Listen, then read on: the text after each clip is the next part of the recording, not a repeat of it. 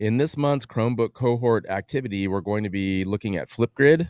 So this tutorial will take you through how to get on Flipgrid and how to look at it as teacher and a student. So what we want to do is we want to go to Flipgrid. And so all I have to do is type Flipgrid in a search, and then should be the first one that comes up. So we click on it. So if you're a teacher, it's pretty easy. You just come up here to Educator Login. The other way to do it is to enter a flip code, and that will take students directly to the Flipgrid that you want them to answer. So just, before we get started, Flipgrid is just a way for students to communicate through a community, and what they'll be doing is just sharing video responses back and forth to each other. So you can create an original response. You can respond to other students. It's a good way to facilitate collaborative conversations using technology. So what I'll do is I'll show you how to log in as an educator. So we just come up here to Educator Login. Flipgrid is now free to educators, and the way that they figure that out is just using the suffix of email. So if it's an at lbschools.net or an edu account, teachers automatically have the Flipgrid platform for free.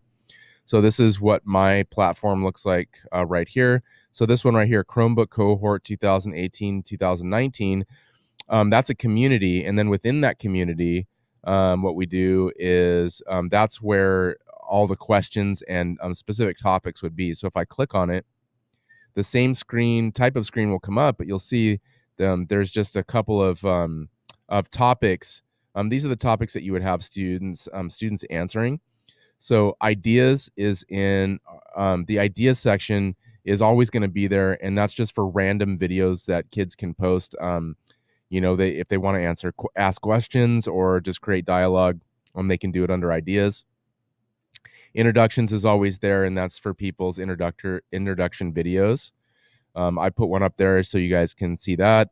And then this is the Chromebook cohort activity for December. It's total blackout. So if I click on that, here's the Flipgrid screen. And then here's a question. What would happen if there was a total blackout at school and you had no access to any electronics? How would it impact your classroom?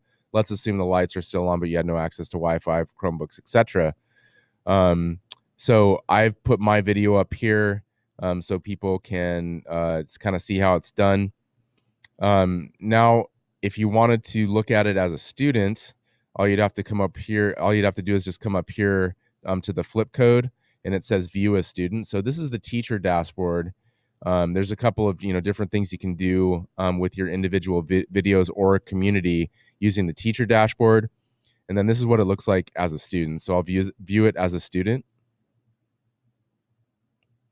So as a student, they're going to have to log in, and the way that you do it, the way that you set it up, it's going to ask you what the suffix of the email is, just so they can verify that it's a school account. So for teachers, for us, it's at longbeachschools.net, but for students, it's at student.longbeachschools.net.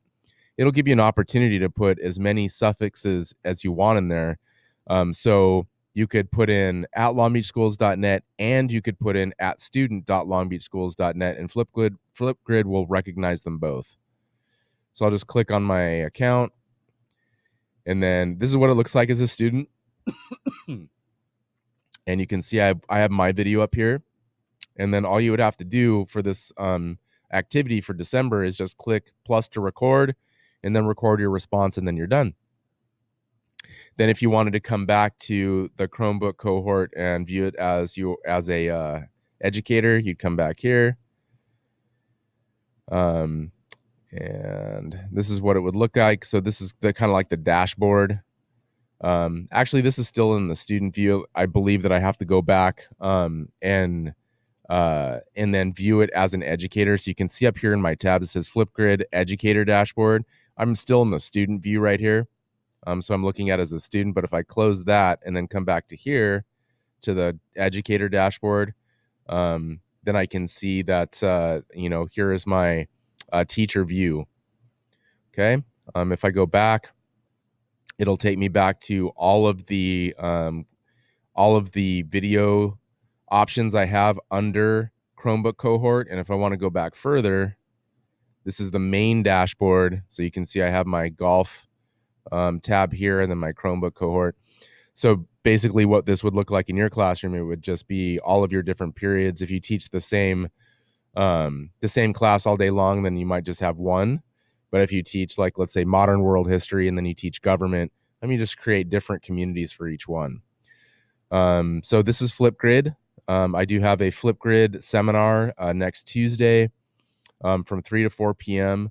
I think it's a really great way, especially now that it's free, to have students communicating with each other. Thanks and have a great day.